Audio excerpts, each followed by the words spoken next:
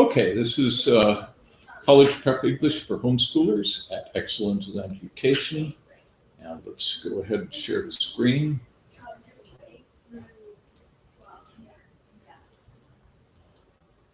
Okay, we're up and going.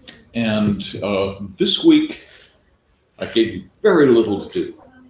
Actually, I gave you a couple of things you don't know about yet that are in the main on the main page, and we'll talk about those. But my purpose this week was to say, let's get to that one eventually. Here's our agenda, and there's very little there except write. Okay, and please do write, but what you need to get used to writing. And this one is sort of interesting. I threw it up here. I don't necessarily believe all round, but write until it becomes as natural as breathing. Write until not writing makes you anxious. I'm not sure I want to instill anxiety instinct by not writing. On the other hand, if it gets you to write, then by all means. Okay, so the assignments were specifically write a college admissions essay, or preferably 2 or 3 of them. Write your assessment and comments on those of your classmates. Be sure to use the insights and experiences you have gleaned from our study of 100 successful college admissions essays and the comments made upon them by admissions officers. Feel free to use the homeschooling ideas in the example college admissions essay by an imaginary homeschool student, or use these to inspire other themes drawn from your own homeschool experience. Now, of course, these were imaginary experiences, but my intent there is to give you an idea of the kind of experience that you can report on a paper like that. I'm not suggesting that you make them up, but perhaps you can explain things that you haven't done yet, with every intention of doing them. And go ahead and do them. I did mention this last week and tried to inspire you folks to do something as perhaps socially irresponsible as getting your parents involved in discussing serious issues. Did anybody make an attempt to do that? I wouldn't say exactly a serious issue explanation, but just various talk about just everything, I guess. It's important just to talk about everything, but everything is so much broader now than it used to be. Definitely. I came across one, I just put it in the classroom this morning, a discussion between Ray Kurzweil, whom I have introduced you to, and Neil deGrasse Tyson, talking about the upcoming technological singularity. And that is fascinating because indeed they know what they're talking about. And something is going to happen. I think personally that they're being terribly optimistic. Not optimistic about the capabilities, but optimistic about the way those capabilities are likely to be abused. Or in their case, they're thinking these are going to be the solution to all the world's problems. Do you think that when we manage to get computers to think as well as humans do, that this will solve all the world's problems? No, I don't think so. I don't believe so. What do you think those computers, robots, whatever, are going to be doing? New problems arise every day, and I don't believe a single computer with the wits of a human can. Of course, that's not what we're talking about. We're talking about sort of an amorphous, ubiquitous computing network that exists everywhere and has intelligence superior to that of human beings. Not only that, but whose capabilities continue to progress at an exponential pace, and much, much more rapidly once that singularity is encountered. Because once programs are capable of rewriting and improving their own code, it's going to go very, very rapidly from that point on, because that could be done in milliseconds. Yeah. And so a great deal of capability is going to come. These two were talking about, oh, well, let's solve all the world's problems. I'm sorry, but I think that those who are going to be wielding these devices, or at least programming them, are not necessarily going to have the same agenda in mind that our two scientists have. So anyway, that's just a thought, and we'll go and look at that. Does anybody have any further thoughts on the College of Missions essay that I gave you last week? Did you find? I wrote a few drafts, however, they were just drafts, and I was really trying to just think of what to write on, because that's really, it's not like really writing is the hard part about it. It's finding a topic to write about. Yes, and that can be difficult. Now you've looked through these, I'm sure. Yes. And what do they choose? It really fluctuates between every person, because there's 100 there, and there's so many others on the internet. But just alone in that 100, there's a broad variety. Very of much so. papers. It leaves the field wide open, doesn't it? It really does. And there's so much we can draw upon. Of course, what I did there was sort of borrow from Stinson's paper in the just dropping the reader into the middle of the sentence, so to speak, at the beginning. Well, that's one device, one of many devices you might decide to use. But then tying it together at the end. I think that's one of the things that we really need to do, is understand these points that we decided. Include detail. We have to have a theme, the hook, the content, and the conclusion. We want to have that arc in whatever it is, whose conclusion ties into what was at the beginning. And then we need to include also mention of things that would be of significance, of intellectual significance to you and to them, to the reader, and things that you encounter every day in your homeschooling. And so Stinson mentioned the conquistadors and mentioned Andrew Jackson and things like this. And in my article, we talked about, what was it? Favorite artist, favorite composer, and all, and a few other little mentionings of one thing or another. But that was a scientific one, and included also reference to the singularity, for example. If you were writing from the perspective of a fine arts student, might take a very different approach. Oh, yeah. Do we have any fine arts students here? I don't think so. I don't believe so.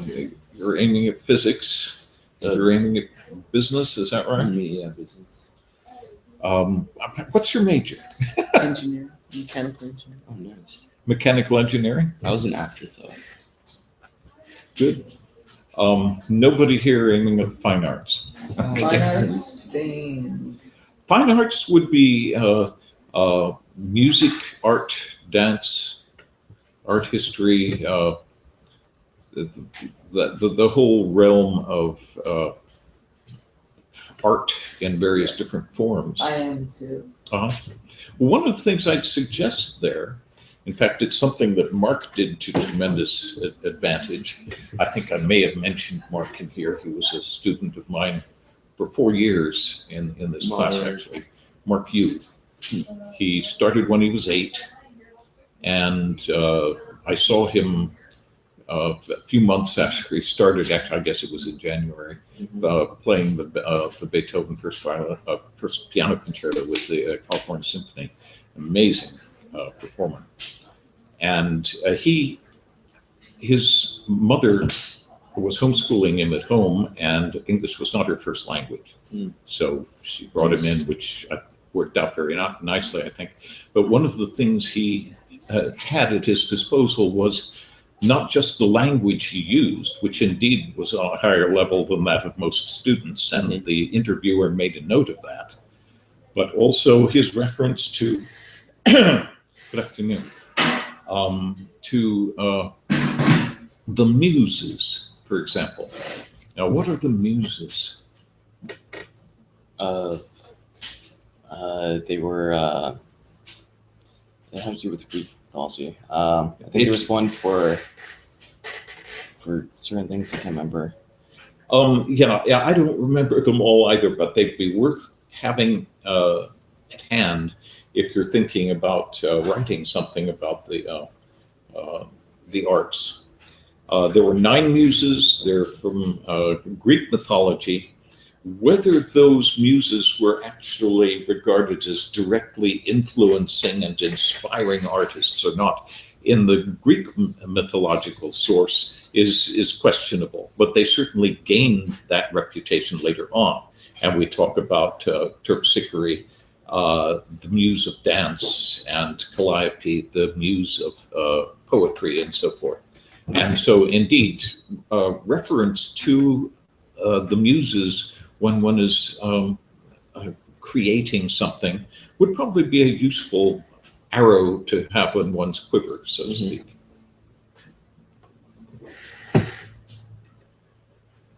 Okay, as I said, we have a very minimal agenda, and that's because I've been asking everybody to write. Well,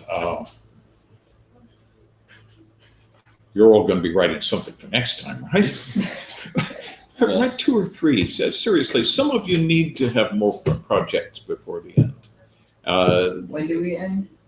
Well, that's a good question. We're getting awfully close now. I have to ask Martin exactly when everybody's ending. They're having a very early commencement exercises. Anyway, we can go on as long as we feel the need to. And I think the majority of things I want to classes present to them. end at near May. Science, I only have 1, including the party. Let's see.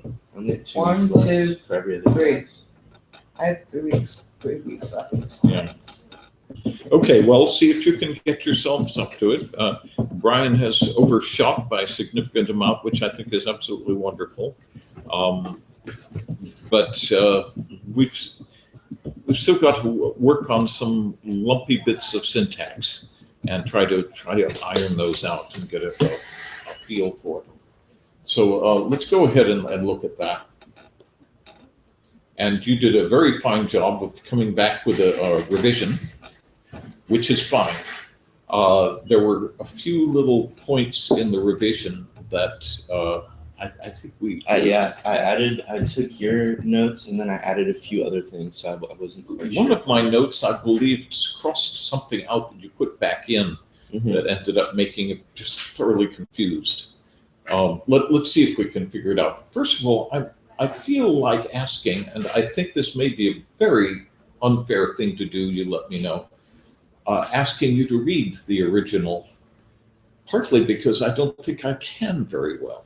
I find that the syntax confuses me trying to look through it. Right now? Well, yeah, let's just read it aloud a little bit. Okay. Yeah, I guess he just volunteered. I'll go first. Are we gonna do paragraphs at a time, or? Let's just see how read far it we through. can go. The individual who treats one with the utmost respect, such loyalty, and shares many good and bad moments with one another. Yes. Okay. Sorry, go. Yeah, the moment one leaves the premises. I'm in a bad angle too. Yeah, because it is. Somebody, Yeah, well, maybe somebody else. Why doesn't Mr. Titchman Would you like to try? I'm not in the perfect angle. Yeah, this is. It's kind of. We're going to have to solve this angle problem. And I feel it's at a bad That's angle right. from here too, but that's do you want to switch to? Okay, first of all, Also, think about that first sentence. Yeah. The individual who treats one with utmost respect, such loyalty, and shares many good and bad moments with one another. There's no sentence there. Right? Pretty much, yeah. There's no sentence. You could, after saying that, we could say the individual with one another does the following and put in a verb and have something after that. Yeah. All we have is a subject. And the one another is one of the things that I find difficult with these, because one another implies some sort of reciprocal two-way interaction. Mhm. And that's not what we're talking about, is it? So that one another needs to be taken out.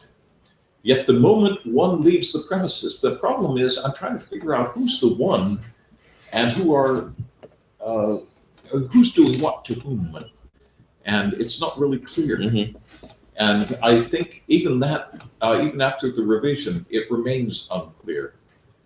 There are a number of parts in here. I just looking randomly and let's see what happens here.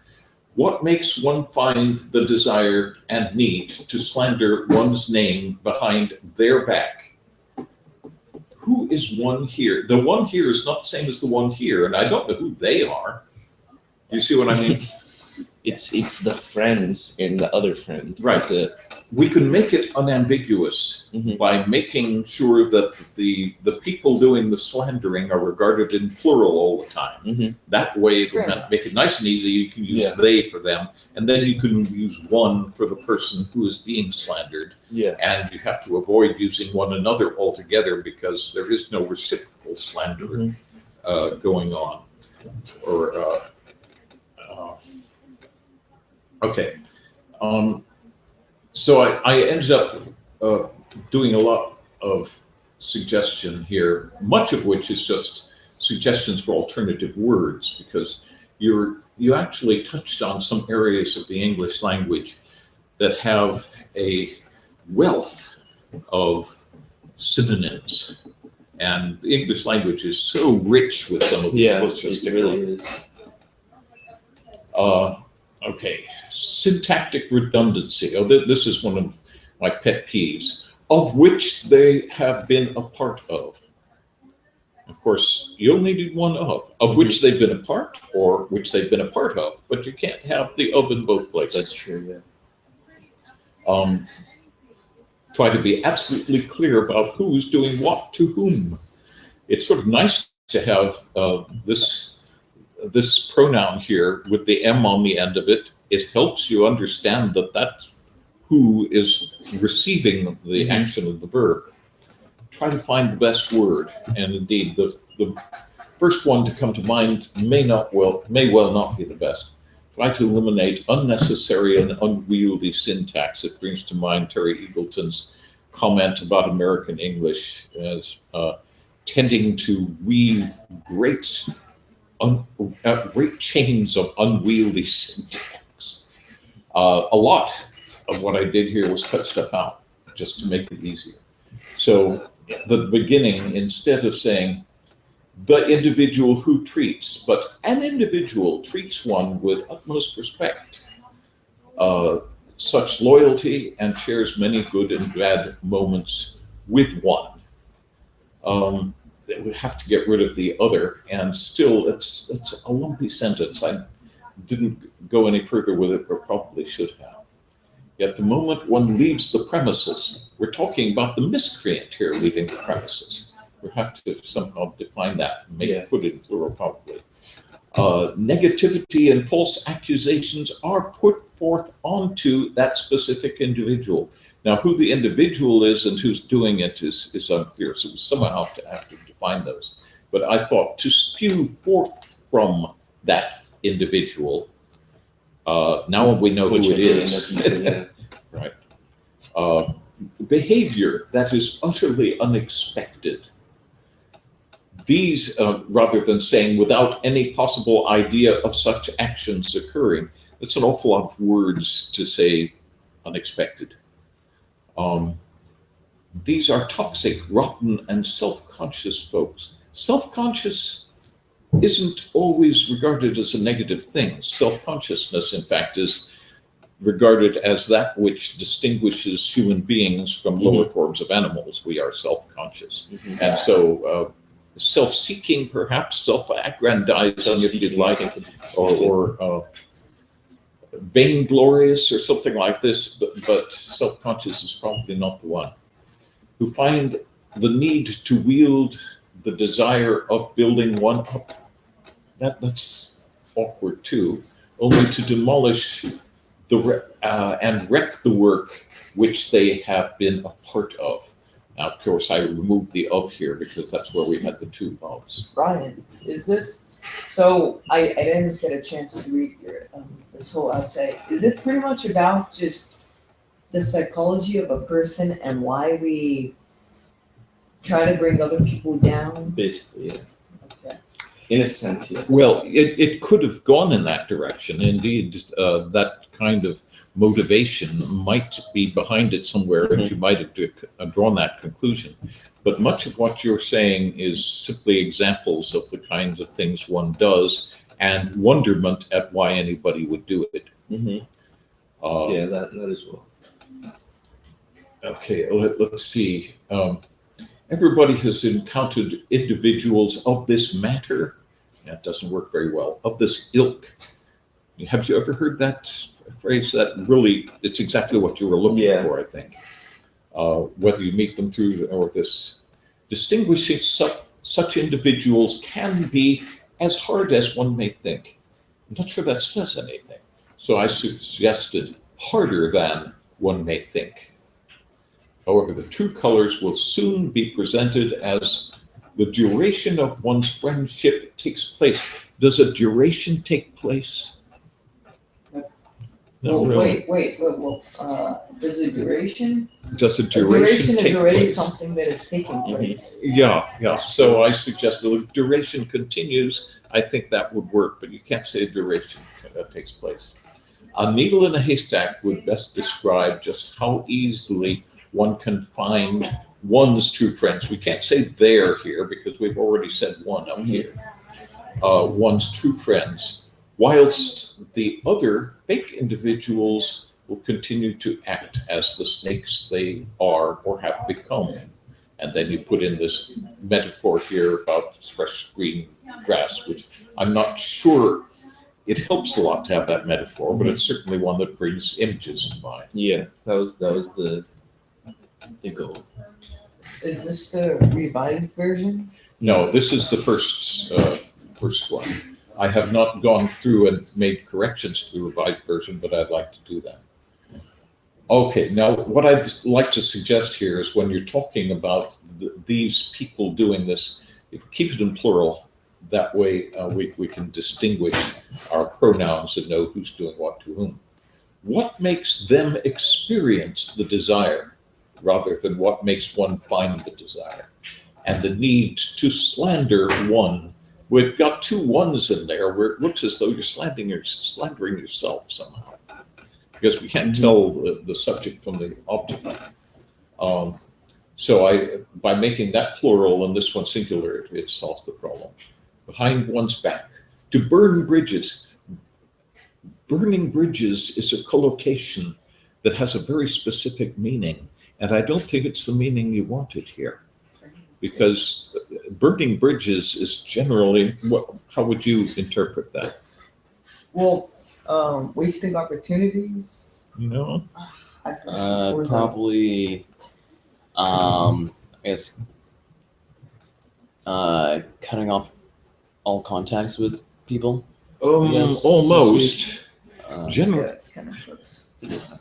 Generally, a bridge is something one crosses. Yeah. And if you cross a bridge and burn it after you, what you're doing is you're making sure that there's no way back. You've got to go forward. There is no retreating now. Yeah. Build another bridge.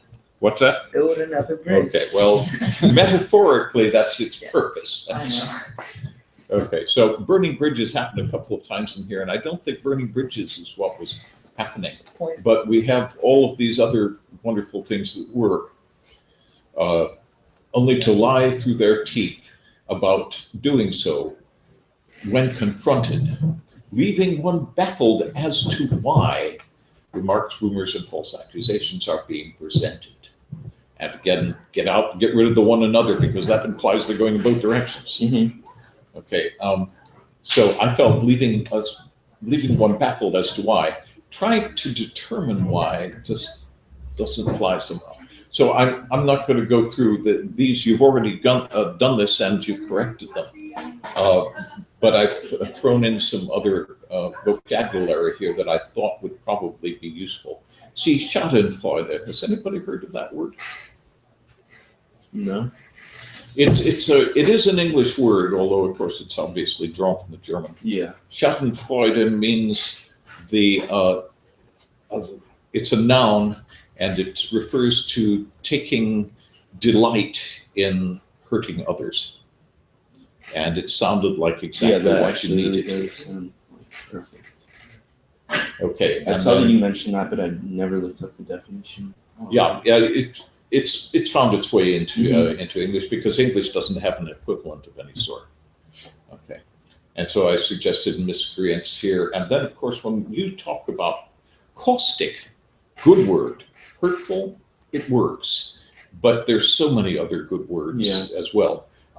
Vitriolic, it's almost exactly the same as caustic, but a little bit further. Vituperative, opprobrious, castigating, venomous, scathing, malicious, withering, virulent, abusive, contumelious, and scurrilous. Contumelious, I had not seen before. I went to the thesaurus, and of course, you always have a wonderful collection. I collected only those that I thought would be useful. But contumelious, have you ever seen that one before? Never. I suddenly realized when I did look it up that I did know the word, but only in its noun form. This is an adjectival form of contumely. Now, you haven't heard that one either, or have you? I know you have. Yeah, it sounds kind of familiar, but okay. The only place I know it from is Hamlet's soliloquy by Shakespeare. And so that's fairly obscure, or at least a word that doesn't come up all the time. But it's a nice one here. And I noticed that you grabbed it and used it in the next one, which is fine. Okay, anyway, I just tried to suggest things here, and essentially what I do is what I've done so much to other things, is edit them into something decent, and I'm not sure how far I achieved that here. Okay, so then we have the improved version, which solves some problems, but not all of them. And so I don't know if it'd be worth going through here. Let me just see. An individual treats one with utmost respect, such loyalty, and shares many good and bad moments with one another. Now, of course, we've made this into a complete sentence. It's no longer a fragment. It's not an individual who, it's an individual does. Yet the moment one leaves the premises, negativity and false accusations are spewed forth from that specific individual. Behavior that is utterly unexpected. These are toxic and perfidious. I gave you a list, of course, there. And perfidious, I think, is one of the best ones. I believe you all know that one. I think it came up in here a couple of weeks ago. Which one? Perfidious. I've used it before, but okay, it's a good one here because perfidy is a betrayal of trust, and you're talking about someone who appears trustworthy and then turns out to be backstabbing. So perfidy, I think, makes perfect sense. Hypocritical, very close to being the same meaning. That works fine. Only to demolish and wreck the work. Now notice here that you've got your two ofs in there still, of which they have been a part of. Oh yeah. Please do that. Okay. Everybody has. There are one or two other places in here where I felt that your meaning was lost. You just it didn't work. Let's just look a little further. Everybody has some kind of individuals of this ilk, whether you meet them or there. Distinguishing such individuals can be harder than one may think. However, true colors will soon be presented as the duration of one's friendship continues. That worked. Excellent. Needle in haystack would best describe how one can find one's true friends, whilst the other fake individuals is probably an uncomfortably common way to describe them. Fake individuals will continue to act as the snakes they are or have become. What makes them experience the desire and need to slander one's name behind their back, to burn bridges. The problem here is that the there doesn't work because we're using plural to indicate the miscreants, not the victim. And here you're turning it around and making it into the victim because it's behind your back that we're really talking about. So that reverses things, and it needs some repair just to make sure that we're talking about the right things. Anyway, you've all read this. Any other comments, thoughts on it?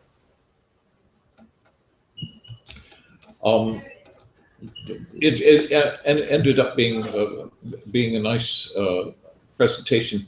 One thing that immediately came to my mind, and I didn't post it up here, but was tempted to. Are any of you familiar with the poem "If" by Rudyard Kipling? No, but I have heard of Kipling before. It's one of his most famous. In fact, I think they have the whole poem on the wall of Wimbledon.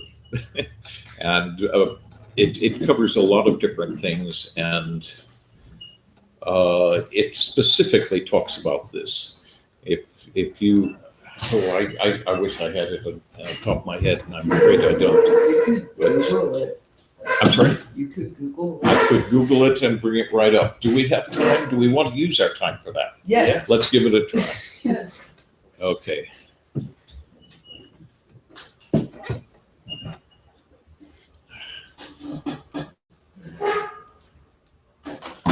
Oh, it hasn't really.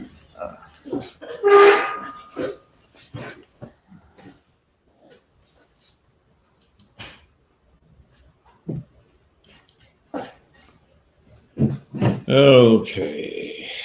Yahoo. What's Yahoo doing on your screen? Okay, that one will give it to us, I think. It's amazing that Amazon wants you to go ahead and buy it. Oh, this one actually has a recording of it. Okay, this is a remarkable thing in a way. It's terribly optimistic in a way. Well, you tell me what you think of it. Let's just look at it here. Maybe we can play the audio. Would you rather play the audio than have me do it? Okay, I don't know who is doing this one. One famous recording of it, audio recording of it, was done by Rafael Nadal and Roger Federer. You know who they are? Yeah, they have been vying for the Wimbledon title over and over again over the past decade or so. And of course, this is over the door of Wimbledon, and they got the two top tennis players to play. Not that they necessarily did it particularly well, but they're both quite well educated. They're both multilingual. If, by Rudyard Kipling. If you can keep your head when all about you are losing theirs and blaming it on you. If you can trust yourself when all men doubt you, but make allowance for their doubting too. If you can wait and not be tired by waiting or being lied about, don't deal in lies. Or being hated, don't give way to hating. And yet don't look too good, nor talk too wise.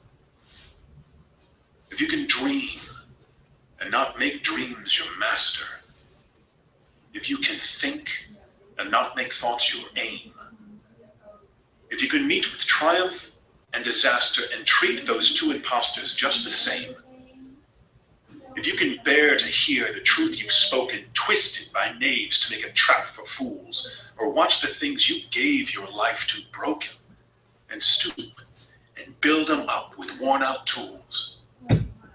If you can make one heap of all your winnings and risk it on one turn of pitch and toss and lose, and start again at your beginnings and never breathe a word about your loss. If you can force your heart and nerve and sinew serve your turn long after they are gone, and so hold on when there is nothing in you except will, which says to them, hold on. If you can talk with crowds and keep your virtue, or walk with kings nor lose the common touch, if neither foes nor loving friends can hurt you, if all men count with you, but none too much, if you can fill the unforgiving minute with 60 seconds worth of distance run, yours is the earth and everything that's in it. And, which is more, you'll be a man, my son. Okay.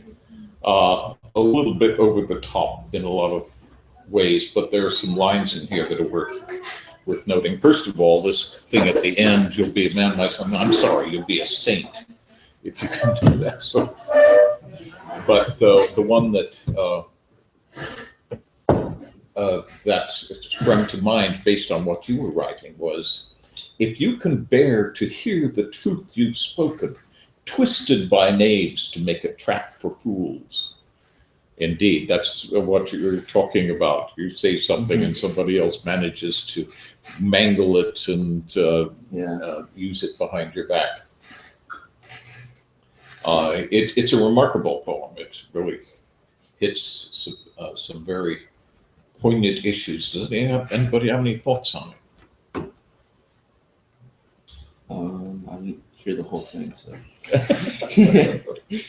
Well, what about those of you who did? I'm sorry. It's okay.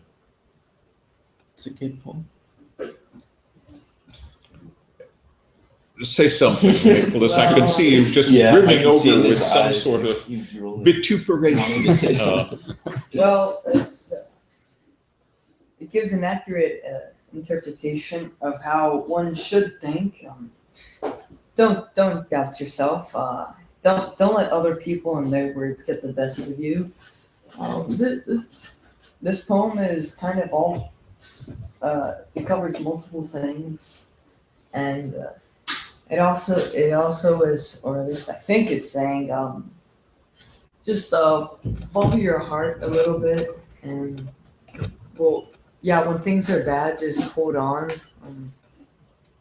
Well, Right. The resilience and the stamina, of course, are being touted here, understandably, but there are some other things there. For example, if you can keep your head when all about you are losing theirs and blaming it on you.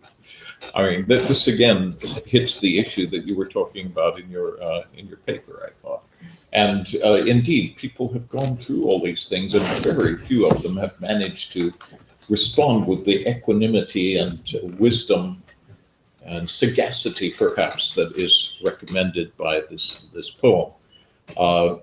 Understanding the background of it a little bit is worthwhile too. Kipling, after all, was a minion of the British Empire, a strong believer in the British Empire, and indeed, he was one of those who felt that the United States should take on the mantle of the world empire, and recommended that. You can't blame people for being part of the society that they were born into, as we were talking about last time.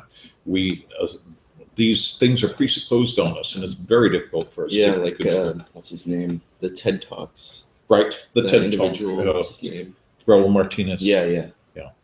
Exactly. So you can't really blame people for being part of their age, but you can certainly applaud them when they manage to rise above it. Exactly. And on a few occasions, Kipling does. And Gunga Din, of course, is a poem in which he does do that. Okay, good work. No other papers. Okay. Let's go on to look at a couple of other things here. See what else we have. As I said, I didn't give you much. All I gave you was a bunch of resources. I want to make sure you all understand where those are and how to use them. The 100 Successful College Applications essays, I haven't read them all myself, but they're delicious. They are nicely constructed, and you read those and you get a concept. You can take a lot from those just from reading them. Just exactly even a few of them. And after a while, I think something else would appeal to you. I don't know how many you've read, and I won't embarrass anybody by asking. But one of the things that occurs to me when reading those is the more one reads, the more one concludes, this is not over my head. Mm-hmm. This is something I can do. It's good. With ease. It's better than what I'm doing now, Mm-hmm. but it's something I can aspire to. Am I correct in assuming that that's Oh yeah. is the impression it gives? Do you think if we were to read all 100 would be better? Like So that? yeah. Just read one a day. Well, actually, the more you read, I think the better you would get. For one thing, it's not an absolute scale. These things are being evaluated by different admissions officers who have different criteria. And if it were the case that a brilliant one would blow them all over, we'd have more examples of Stinson around.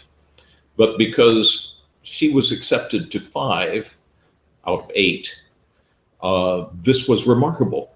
And so that tells you that not all of your admissions officers are using the same criteria. Mm-hmm.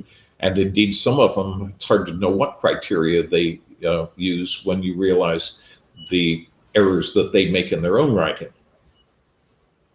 Did you catch that part when we were looking at Stinson's? Okay, well, one of the evaluators, not an evaluator specifically of her, but one who was evaluating her paper for purposes of that article, made major stylistic errors in his own writing.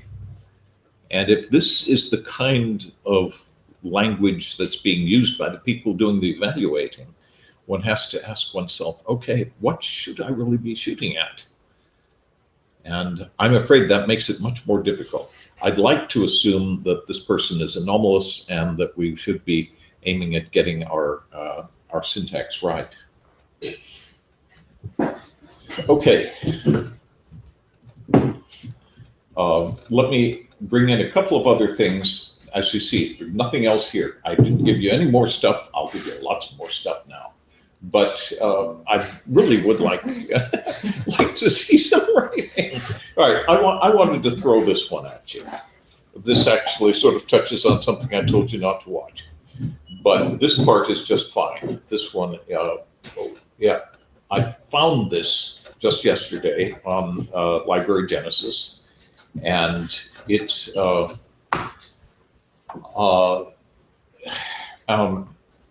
Bennett has a long history of doing a lot of fascinating things, but he's a playwright, among other things. But one of the plays he wrote was The History Boys, which is not recommended. But this is the introduction to it, and it's about a bunch of kids in a school trying to get into university, trying to write papers to get into university. So it sounded just so appropriate here. And Oh, that's a movie, right? yeah, it was a play first, and then it became a movie. Yes, What's it called again? The History Boys. Right, got it. Right, but the introduction here, I had never seen this before, and so it's got 20 pages of introduction in which he explains his own background, and that was indeed pretty much what's mirrored in the play, in that he is preparing to take an exam and sent off to the university, in this case to Cambridge, to take the exam, and describes what it was about, describes being sat down with a pencil, and I think there were 5 days of exams. One of the he took, it was 5 days of exams. Grueling. Anyway, he got into Cambridge, and then he decided for some reason he wanted to try to get an Oxford scholarship. And he went for that and got it too. So in other words, he's writing about kids and their teachers who are all sort of wannabes, yet he has done it successfully. So he's looking down on it with a certain amount of understanding of what was going on in their minds when they were preparing for these tests. And he talks about how he prepared himself for the tests. and how he put together this pack of cards full of important little references in history, and memorized them all and managed to dump them all into the paper that he was writing. And indeed, if you read his writing, you understand how his prose is simply excellent. Okay, so then of course he did go to Oxford and finished there and took the comprehensive exams at the end and described those. Then decided he was not an academic, went off to do a lot of other things, including become a playwright. Oh, cool. But because he has this direct experience with it, I thought that this would be something that you folks might enjoy reading. I certainly enjoyed reading it when I discovered it yesterday. Now, as I said, the History Boys itself covers material that's probably inappropriate. Such as? What's that? Such as? Mainly homosexuality, Oh.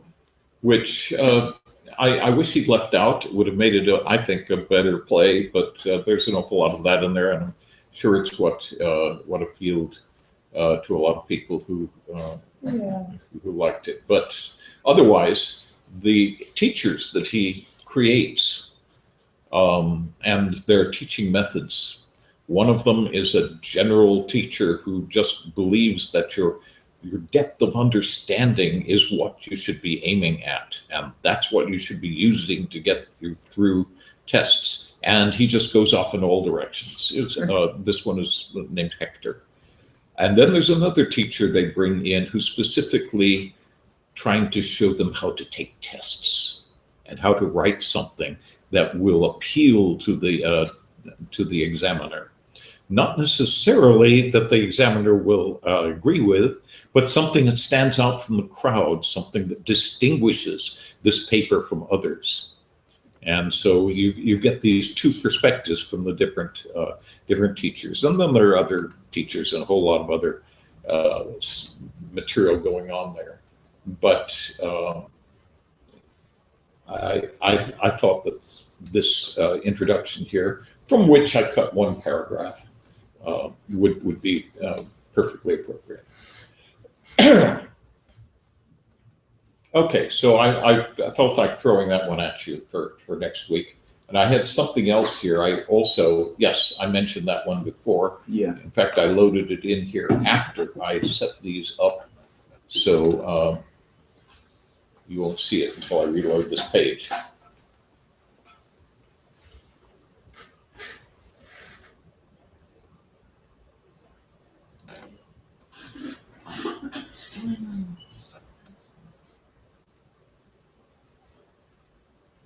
Okay.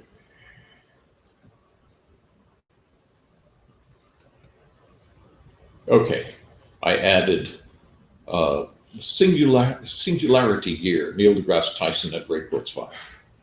And so that's good language, and it really touches issues. Last week, I was suggesting to you folks that you find auditory material that is in your fields of study that would help you out.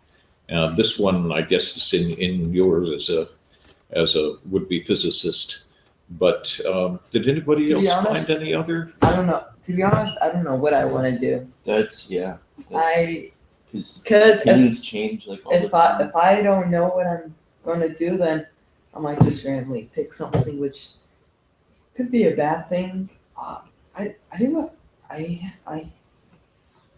know what I don't want to do, though. That's the thing. Oh, well, that's something anyway. Chemistry. What is it you don't want to do? Chemistry. I cannot do that my whole life. You don't want chemistry. Okay. No. That's rough. Chemistry. It doesn't use logic and reasoning, unlike math and all this other stuff. That's debatable. Because chemistry is such a broad statement. I'm afraid I have to plead ignorance there. I really don't know enough to say anything. Me neither. I'm just saying that. All I know is that those who went into organic chemistry tore their hair out and suffered immensely. Yeah. I'm not gonna put myself Inorganic through that. chemistry is apparently an easier route to take. Okay. Okay, so I think actually what your approach is probably a wise one. Don't burn your bridges too soon. You see my point. On the other hand, and I found this myself, having started college as an undecided major, and therefore being counseled by someone who didn't really know about the material, and ended up not taking classes that I should have taken because I wasn't going to a counselor who understood the major I eventually adopted. So there are some disadvantages to that. But those, again, are solvable by something I've told you all before, which I think is very important. Don't count on the counselor. Get the catalog, the university catalog. Read it yourself, or preferably read it with someone who knows about such things, and then understand the classes and courses that you're going to need to take to satisfy the requirements. Counselors, some of them know things, some of them don't, and a lot of them have agendas that have nothing to do with your benefit in mind. Okay, what I was thinking here, do we want to try to, we've got 15 minutes. We cannot write paper in 15 minutes. Crumbs. But we could start. We could do something. I would like to make a draft, yeah. Let's see what we can do. As a group effort, rather. Okay, I'm going to put this in as a page rather than a post, Yes. simply because posts automatically get sent out, and I don't want that to happen with this. Okay, let's figure out whose subject we want to use, or indeed a hypothetical student. Or a number of subjects. I think we should, I think we should agree on a topic. That's what I was thinking. Yes. Somebody throw out an idea. Well, Wow. archaeology. Yeah, that's true. That's as you say. That's a little difficult to figure out what direction to go with that one. How about, is Yeah. there life in space? You guys want to do that? Or Okay. How about the ocean? What is in the ocean? I want to. No, I meant that in the context as we only have discovered 5% of the ocean, so. Okay, well, this would make sense, but this is a college admissions essay. Yeah. So we're not going to start it with what's in the ocean or is there life in space. We're going to say something about who am I, but probably we're not going to start with this is what I've done. I've been a member of this. I've contributed to that. I ran a something or other for a summer, that sort of thing. Everybody's going to say things like that. And following the advice of, for example, one of the characters I was talking about, the one who was showing them how to write something that will catch the reader's eye, catch the grader's eye. Let's find something a little bit different that we can throw at them. And as a homeschooler, you can do this. What did I throw in mine? A whole series of references to scholarly academic tools that this admissions officer's probably never even heard of. And probably a lot of graduate students are not yet familiar with. But you as homeschool students know them because you've learned about them in here. I don't know the extent to which you've used them, but you see that will stand you apart from the rest of the field, so to speak. Does that make sense? Mm-hmm. So that's just one example. So I feel like throwing that in, regardless of what else we're going to do, Let's see if this one works. No, this is terrible.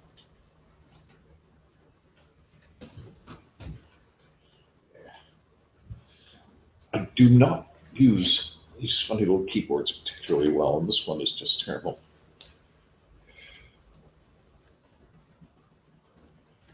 Okay, so scholarly tools is one that I think be worth mentioning any case. Okay, what distinguishes you also from public school students? We're not corrupted, so to speak. Okay, well, the assumption that they are corrupt is something that would take too much time to prove and demonstrate. So let's show that it's the case without necessarily casting aspersions. Okay, one of the things one can do, for example, is mention things you've read, or at least mention important issues in science and history, in the arts, in politics, for that matter, that you regard as particularly important and about which you know perhaps more than most people who have not been studying the issue might know. Let's take advantage of the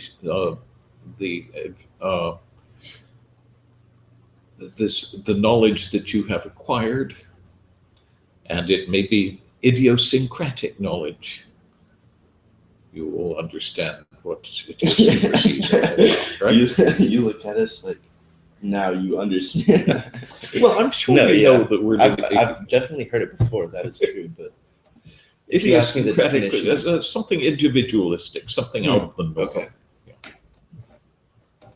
So let's take advantage of those. Let's go around the table here, and we'll just list things up here and make this a brainstorming session. Now, I know, Dawson, that you have a long list of accomplishments of different sorts, and indeed, this is exactly what these people are likely to be looking at every day over and over again, and so you somehow want to make it different and stand out. Mm-hmm. It'd be nice if you can put a synopsis of your things into one tangential reference in one sentence that just covers the gamut and then takes you on to something you really want to say. That's just a suggestion. Does that make sense? Yeah, it does. Okay, so I'll see something like that next week, right? Maybe. He's like, Okay, Nicholas, have you got some specific? Well, All I know about what you've done is you're taking this class. And this class is going to show you things, and has showed you things, I hope, that you would simply never get into a public school class. You've been reading scholarly journals. You've been listening to some of the greatest speakers and the greatest minds in the world speaking. And those presumably are going to have some sort of effect. I realize I'm only asking you to listen to things for maybe 5 hours a week. The rest of the time you're hearing junk. So it's not going to have that much effect. Nicholas, what thoughts do you have? I want you to throw it there.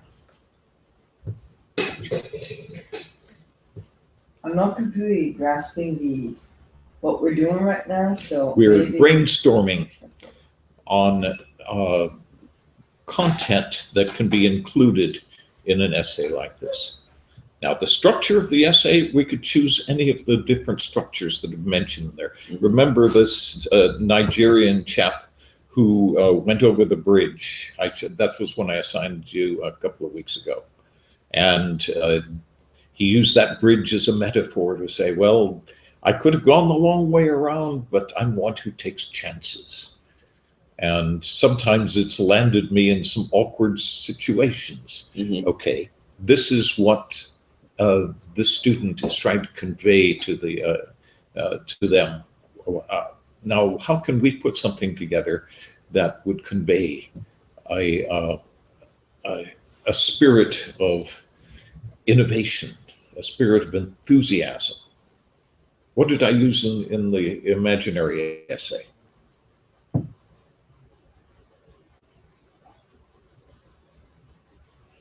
got a parent challenge, and then he rises to the occasion and finds it.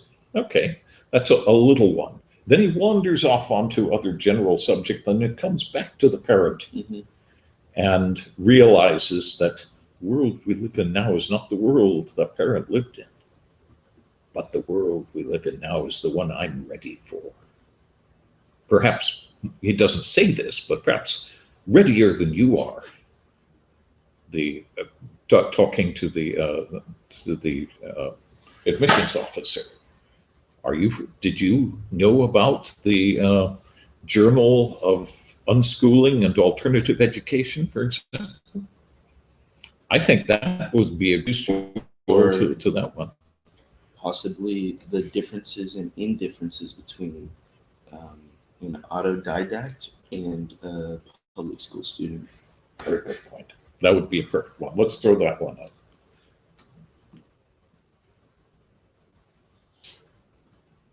Because there's quite a few differences. We just have to think about them. Yeah, and one of the problems in public school, of course, is always what is your incentive to be doing something? Well, are you aiming at an A? Okay, one of the things you could cite, for example, in being a homeschool student is we're not aiming at an A. In fact, when I hit it some time ago, I didn't stop. You see what I mean? That sort of thing can be very, very useful, and also very useful to put on like a recommendation. Other thing, okay, an autodidact. What is an autodidact? One who knows how to learn on one's own. Now, often it takes a little bit of study somewhere with somebody else to learn how to learn. But for example, if you're learning a language, and you've got one language down, have been studying it, you don't need a teacher to teach yourself another language. You need a native speaker. Yeah, you need books, you need a native speaker, you need audio, but you probably have all the tools you need in order to learn something. This is certainly true of history. It's certainly true of mathematics, really. You know, in so many of these cases, if you, for example, got interested in mathematics and you wanted to really start playing around with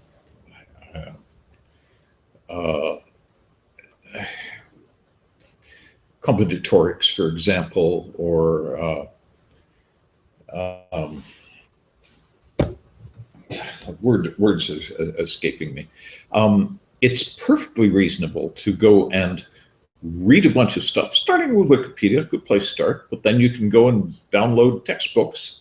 You know exactly where to go for those, Library Genesis, and believe me, textbooks up there, amazing arrays. And then if you come across something you don't understand, then you go somewhere. Where do you go? Well, you've got mathematics teachers here, for example, at EIE, who would take an hour for you and try to explain something, if that's all you want, is some explanation. And that's just such a wonderful resource. You have people you can go to when you need it, and you don't have to sit down and say, "Okay, teach me." And that's the way they do things in public school. You say, "I want to learn." Boy, there are teachers. So few teachers ever see that.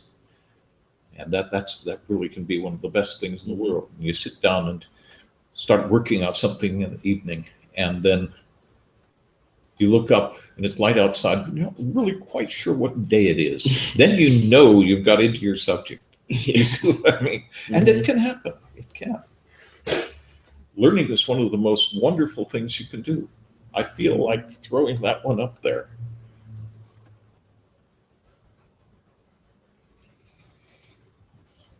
Learning enthusiasm. I'm hoping that I may have inspired some learning enthusiasm. Yeah, Nicholas, go ahead and tell us. I mean, I try. And to be fair, is that a pop movie? I don't know, it's 3:42. No, it isn't. The hand is stuck. What does this say? Okay, 3:42. Yeah, it's apparently been there. Just stuck in that. Okay. Stuck in time. All right. Where was I? Inspiring. Yeah.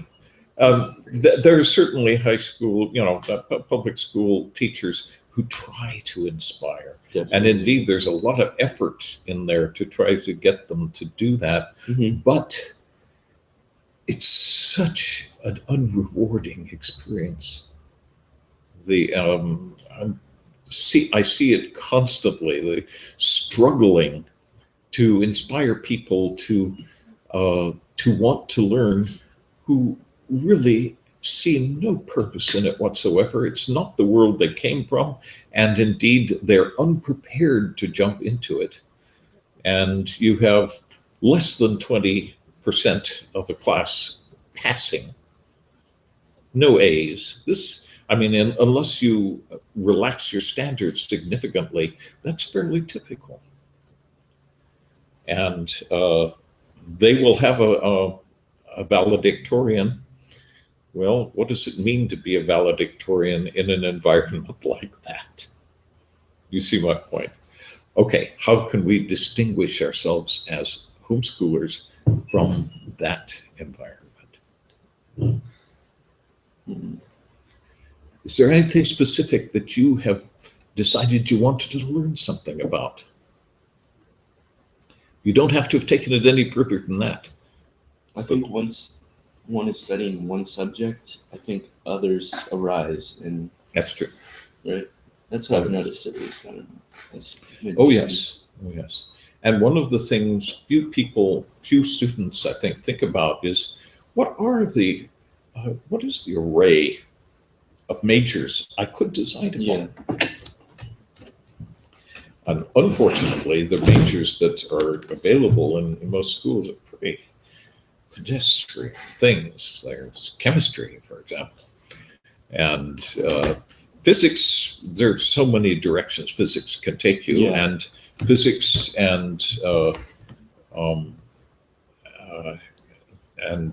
physical engineering are very closely allied.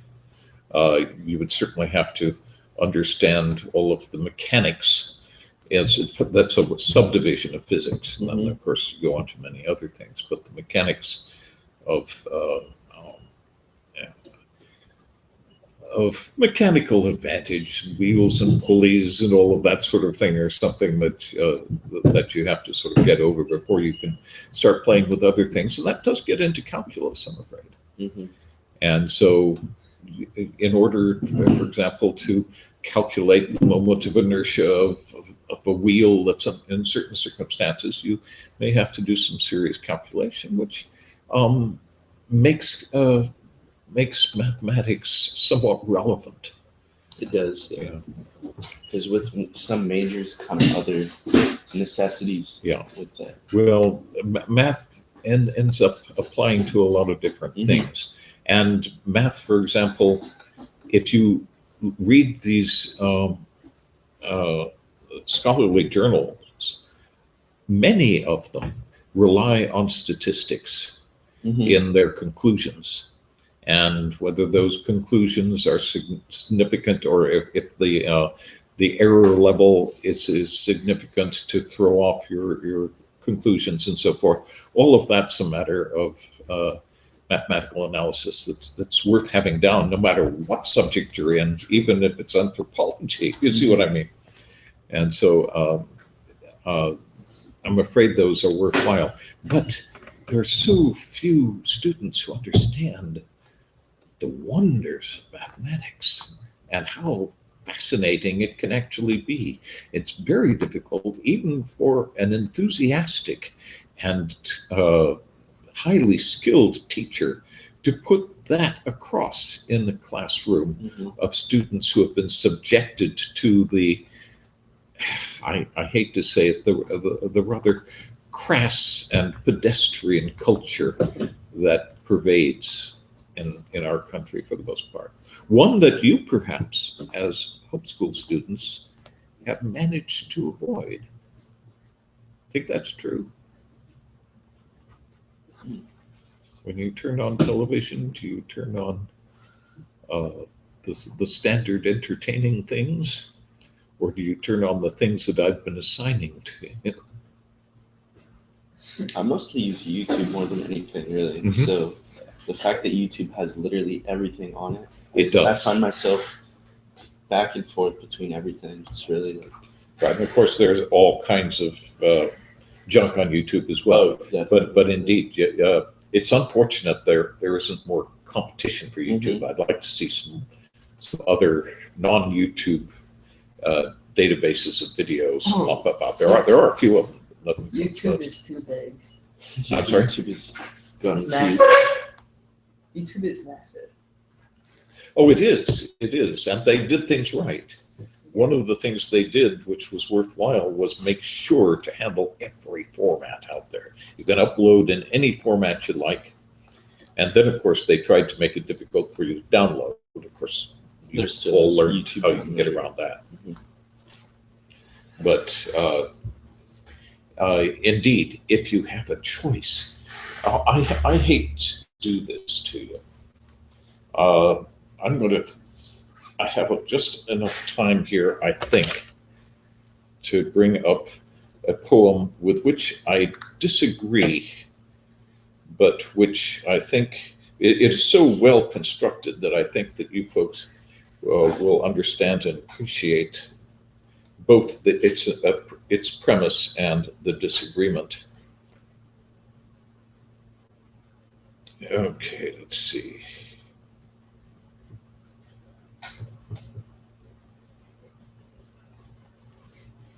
Oh, good grief.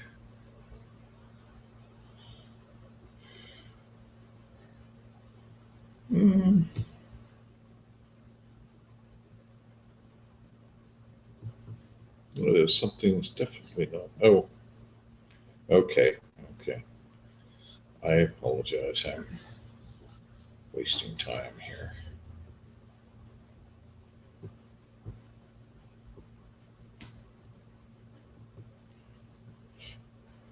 I went to the wrong place. I thought I had it one place and I had it somewhere else.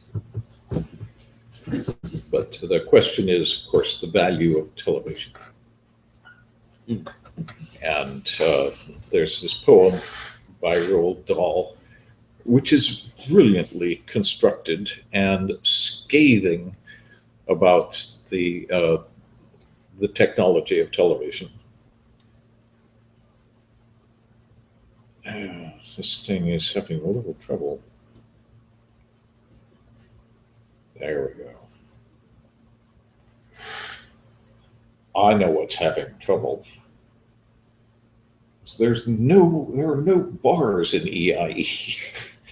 Yeah, I noticed that. It's kind of a Okay, I apologize. I won't take. I will post it for you. But the conclusion he comes to after some wonderful versifying is, keep your kids away from the television set. Get them to read. And of course, that's not my approach.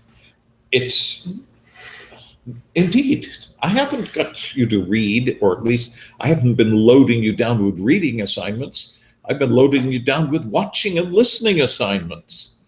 And my reason for that is traditionally, old-fashioned teachers, most of them still are, still think that reading is a good idea because books are the source of so much wonderful information. And television is the source of dreck and commercialism. This isn't true. It was true at one point when that's all you got on television. But now, of course, you can plug YouTube into your TV and watch anything, including all of the things that I've been giving you. Debates at Oxford, discussions between the great scientists, and the literature of the stage was never intended to be read from a book. It's intended to be acted on the stage, as would the case be with ballet and music and all kinds of other things. So in other words, my response to get them to read, no. There's nothing wrong with reading. It's nice to have it in print for reference purposes. But I still believe that you folks all learned your language before you ever read a word off the page. And you did it painlessly, and you did it automatically. And if the language that you had heard had been indeed inspired and beatific, you would have learned that language and done it perfectly and automatically. People do later on in life learn to learn words from books, but in general, you don't get a feel for the use of the language from a book, or at least some people may more than others. But well, reading's still important. That is been instilled in almost every single American family.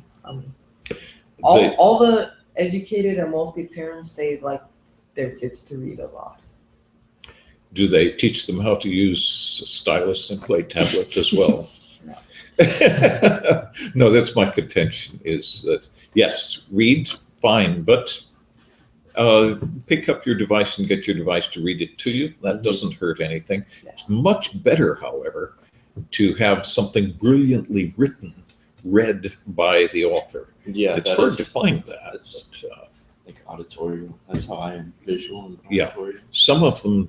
There are some of them out there who do, and I've mentioned a few of those. Not that I necessarily recommend them. In fact, all the ones who do that, I'm not sure I can recommend. Do you want to know who they are? Okay. Well, that comes down to the same question: is should there be a list of things you're not supposed to study? Anyway, okay. We didn't get very far with this, but we did a little bit of brainstorming on it. I was really thinking it would be nice to try to write something from the beginning.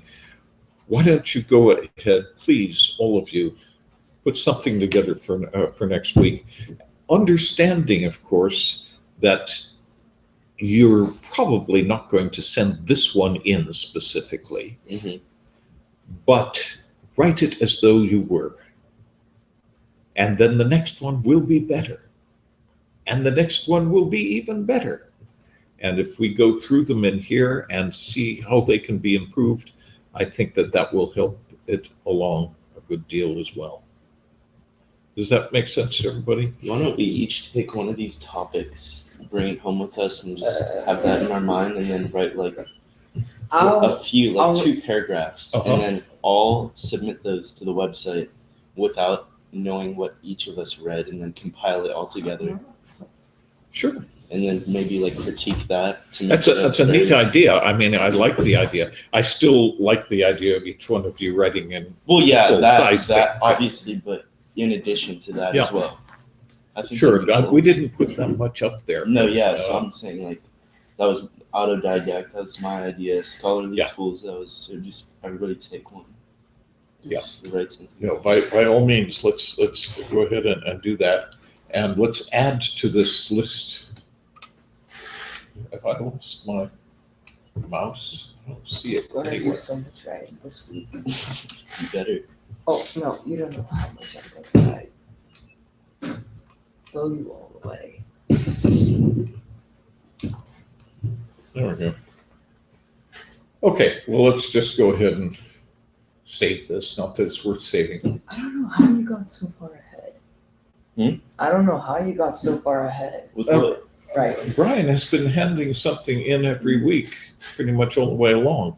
And I've also been offering all of you, when you hand something in and I give it back to you with suggested changes, that you'll get credit for revisions when you hand it in next time.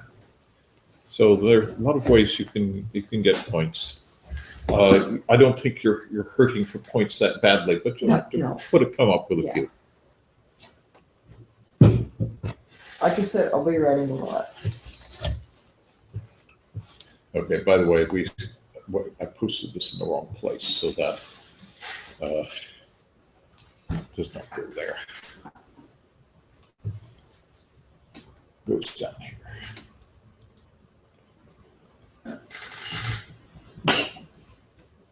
Okay, now we have relatively little class left. The question is, what would you like to do with it? I thought the best thing to do with it would be to get everybody to write a useful college admissions essay. Now, this doesn't have to be college admissions. It could be a scholarship application. It could be any of many different letters that you would like to write that will open doors for you in the future, and you want to focus on what they might be. The best way to do it, as you know, is to study what other people have done successfully, and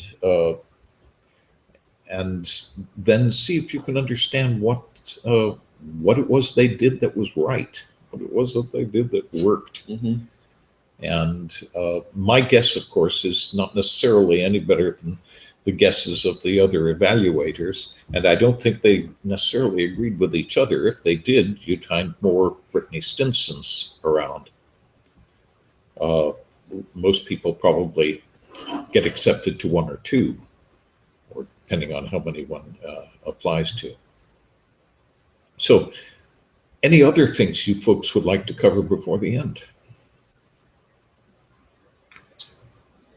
We haven't, this year, we haven't spent any time on writing poetry or writing song lyrics or what other things have we done in the past?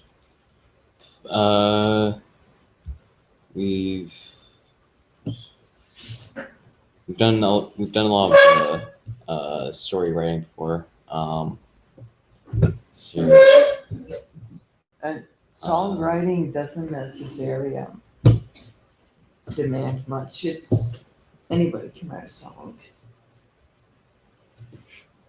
The more songs they write, the better they'll get. Let's put it this way: try writing a song. It's worth a point, even if it's not necessarily publishable. Right, just the lyrics, or well, the notes as well? This class doesn't specifically cover melody and harmony. Yeah. If you wanted to, we could do that, but we don't have time this semester to do it. This raises another question. In fall, this class is going to be taking place on Wednesday. I don't know. You folks, of course, are all welcome to come back as senior students, and I'm sure we will cover different material. We always cover different material, as Dawson knows.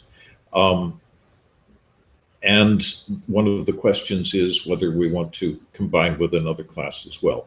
I was thinking of doing a class on music theory and composition, or possibly even a class on German. And so if any of those appeal, let me know. And since I'm going to be here anyway, I don't really have to have a large class to make it fly, but it'd be nice to know. Who would be interested in it. Right. Okay, so that's a thought, and if you're interested in writing the melodies and harmonies as well as the We'll see next week, Nick. I don't know how I'm gonna type that out on put my measures and I can't. I will introduce you to appropriate software. My brother can master it for you. Yeah, of course, the way to do that is not the way I learned it in school, which was on a paid manuscript paper with a piano in front of you. The way to do it now is with modern tools, using modern software in which you put your notes up on there and then say, okay, play it to me. I want to hear how it sounds. And yeah, we have some tools now that just make composition a whole different thing than it used to be. True. Okay. Again, I want to make sure to cover enough to make you folks feel that you have accomplished something immense in this class. For the agenda, just throw up some stuff that you would think we're interested in, because I don't believe I know what I would like to see. Okay, okay. So Well, I just I pitch like some to be ideas and an we'll see. inspiration-driven 'Cause- class, but The stuff you've assigned from the start have been really okay, good. good. I'll throw up So, some other yeah. things, and I'll give you the two that I'm aware of Mhm. there that I've already put up in the classroom. But again, I keep on asking you folks. I put things up there that are interesting to me, Mhm. and I hate to say it, but uh, they tend to gravitate into some rather specific channels, Yeah. and part of that's YouTube's fault. You look at something in the past, and they give you more of it all the time. YouTube is So so help fun. me get out of my rut and All right. suggest something new. Thank you. Have a great week.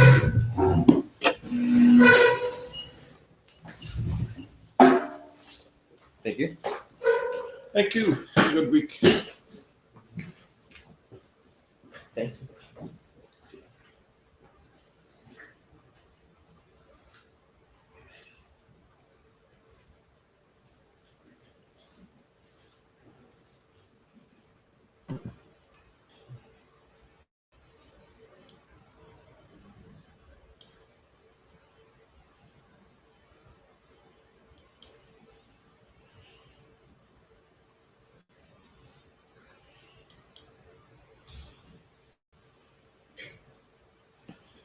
Okay, bringing class to an end. The college prep English class for homeschoolers at Excellence in Education. May 12th.